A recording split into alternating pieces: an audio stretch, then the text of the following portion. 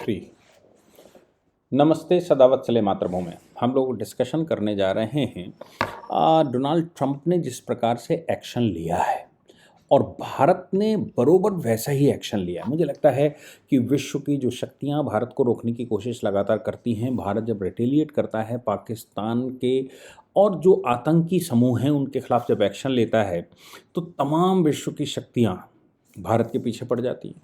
उसका इलस्ट्रेशन ये है कि जिस समय भारत पाकिस्तान का विभाजन हुआ, विभाजन होते समय जम्मू कश्मीर राज्य का अधिमिलन भारत में होना था। जम्मू कश्मीर सरकार से अंग्रेज़ों ने उस समय गिलगिट बाल्टिस्तान लीज़ पर लिया था और जब अंग्रेज़ यहाँ से गए हैं तो लीज़ वो मुक्त करके गए। और मज़े की बात यह है कि कानूनन सारी रियासतें जो सारी ज़मीनें जो कि लीज़ पर थीं वो उसको वापस जानी थी जिससे वो लीज़ ली गई थी। गिलगिट बाल्टिस्तान चूँकि जम्मू कश्मीर के राजा से ली गई थी इसलिए जम्मू कश्मीर को वापस जानी थी। और वहाँ पर एक मेजर ब्राउन नाम के व्यक्ति का अपॉइंटमेंट था जो गिलगिट एजेंसी का कमांडर इन चीफ था। भारत को जब जम्मू कश्मीर में वो रियासत वापस आनी थी तो मेजर ब्राउन वहाँ नहीं रुका, मतलब उसको दिल्ली आना था। दिल्ली ना आकर वो इस्लामाबाद गया। इस्लामाबाद से उसने कबायलियों के भेष में वहाँ की सेना को तैयार किया और गिलगिट बाल्टिस्तान पर हमला कर दिया। हमला हो गया, सब बात हो गई, कब्जा हो गया। मेजर घनसार सिंह को मार दिया गया जो यहाँ से टेक ओवर लेने के लिए गए थे। ये सब एक बड़ी चाल थी।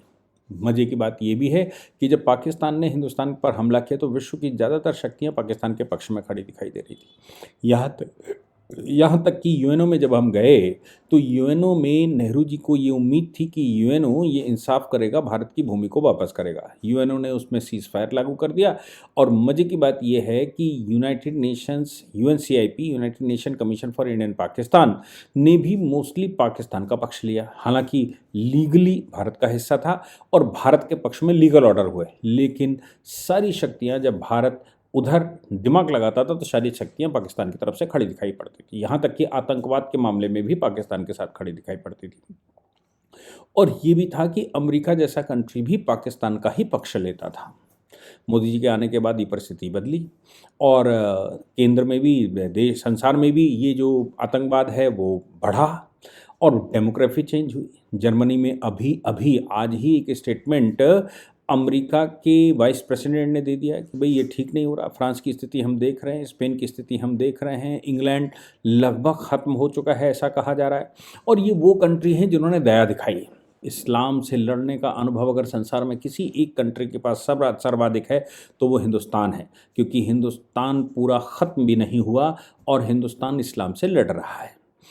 यूरोप को वो अनुभव नहीं था, इसलिए यूरोप ने वो ह्यूमैनिटी के ग्राउंड पर उन लोगों को, जिन लोगों का वहाँ आपस में झगड़ा चल रहा था या जिन लोगों का नरसंहार वहाँ चल रहा था, उन लोगों को शरण दे दी।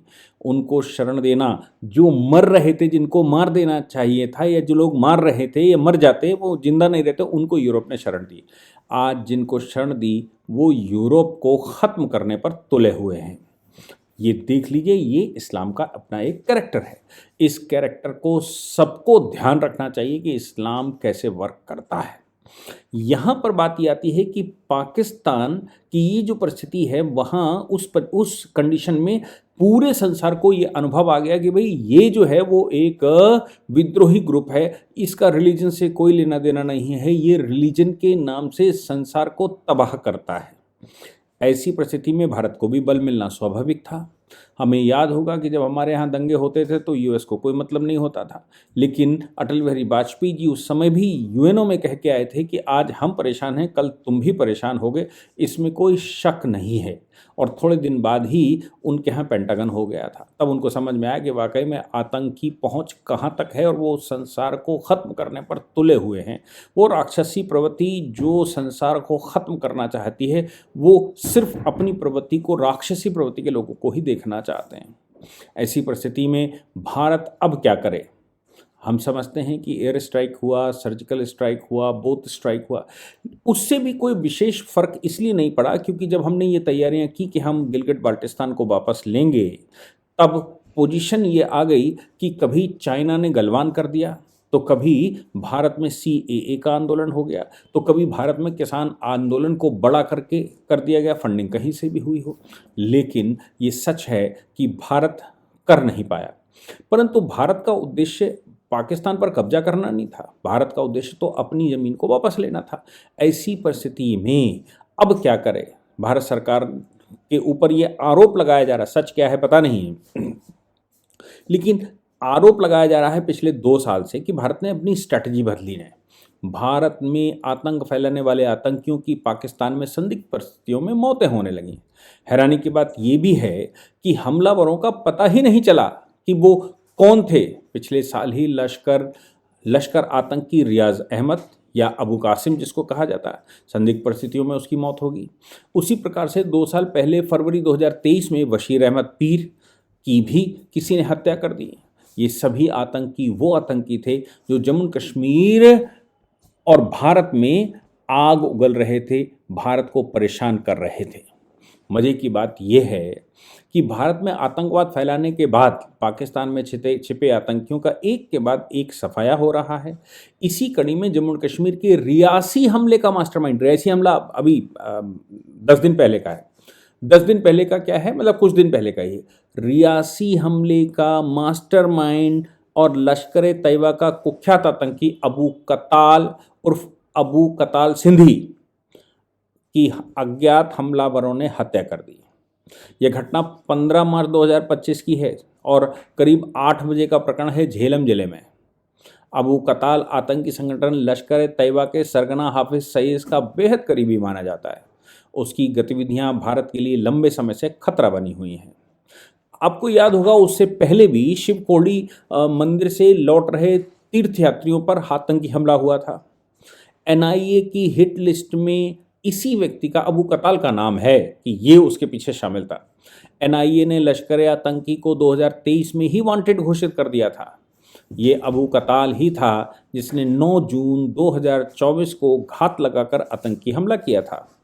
बस को निशाना बनाकर किए गए इस हमले में 9 लोगों की मौत हुई थी, 44 अन्य घायल हुए थे।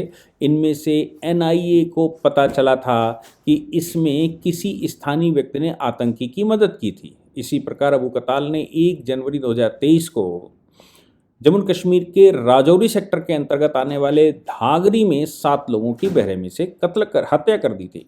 जांच के दौरान पता चला था कि इस हत्यारे के पीछे लश्कर तैयबा का हाथ था। इसी के बाद अबू कताल को एनआईए ने वांटेड घोषित कर दिया था।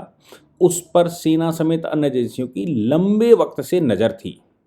अब पाकिस्तान में संदिग्धी पहले भी ख़त्म होते आए हैं, कैसे मर रहे हैं ये पता नहीं, लेकिन ये पक्की बात है कि भारत की हिट लिस्ट में जो लोग हैं वो पाकिस्तान में संदिग्ध अवस्थाओं में मारे जा रहे हैं।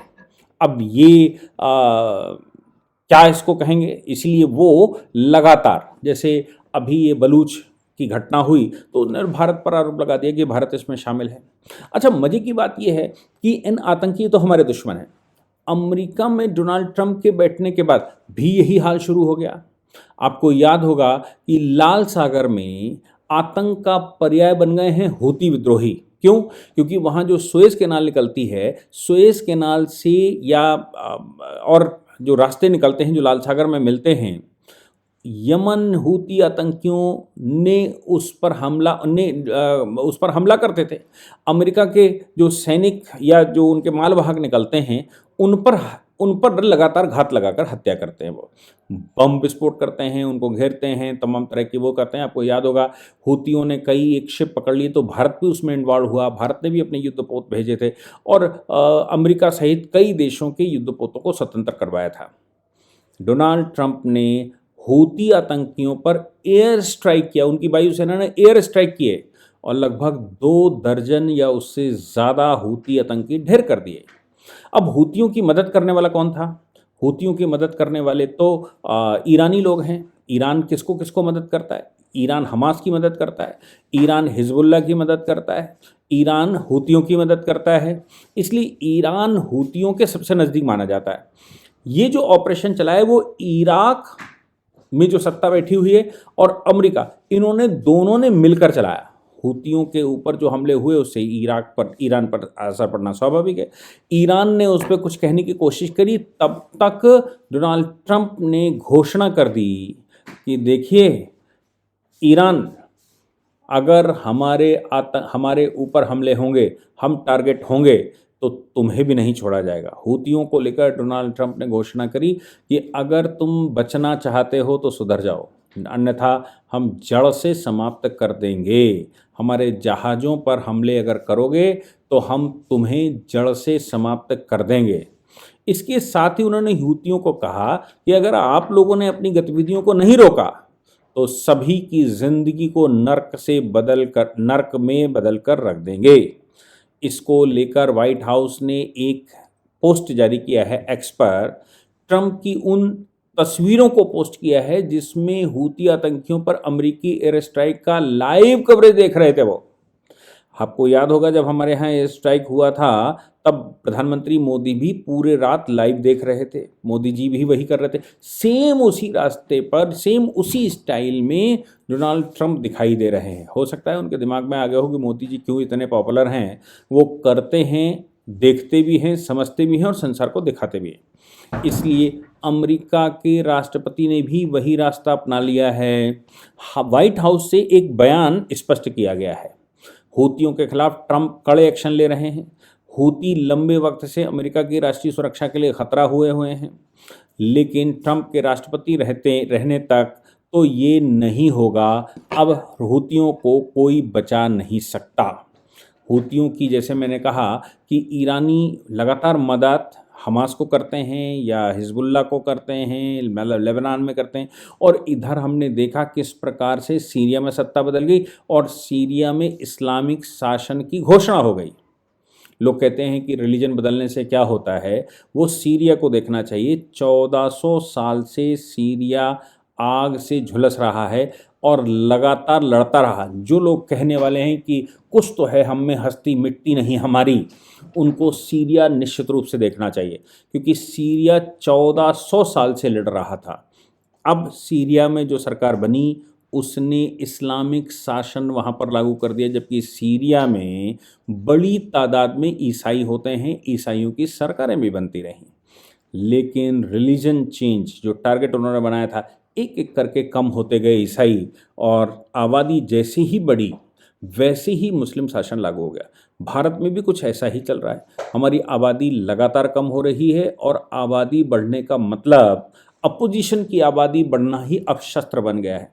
याद रखिएगा कि सीरिया में भी ये सोचना चाहिए था कि आबादी का काट सिर्फ आबादी है।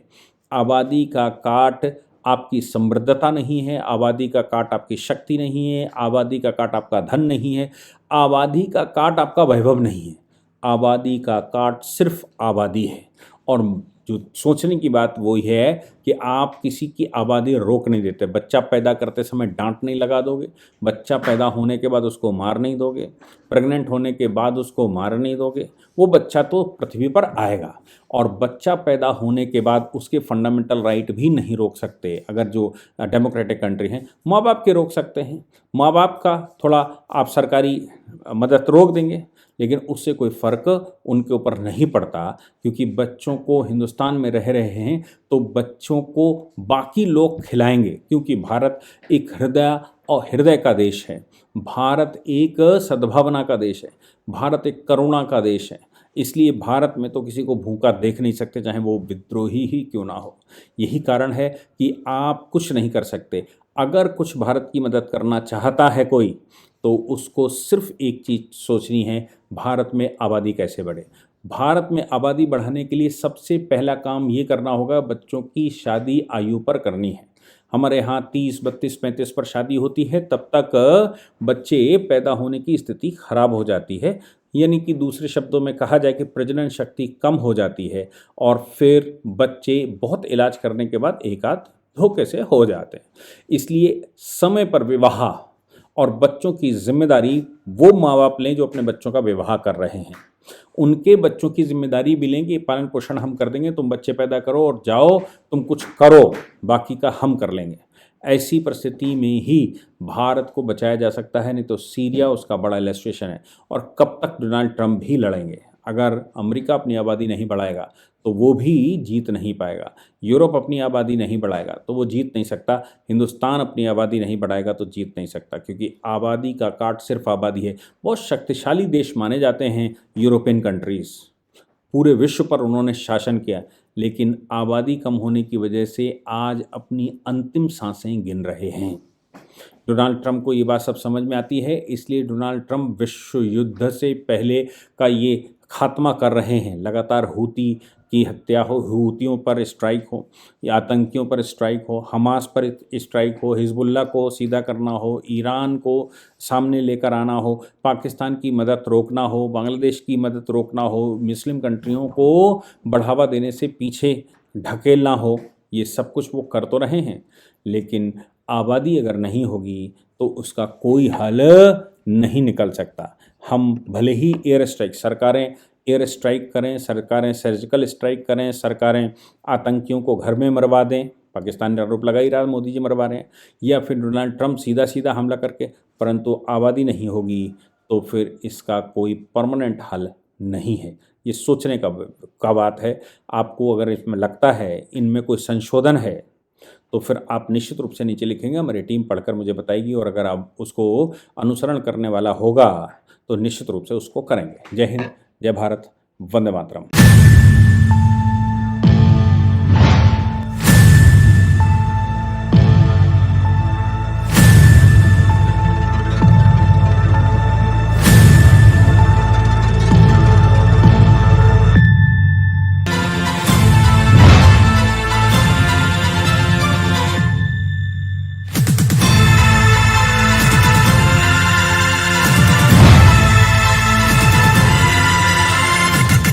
यदि आप लॉ पढ़ना चाहते हैं तो कहीं और ना जाकर हमारे ऐप dkdubey.com जल्द से जल्द डाउनलोड करें।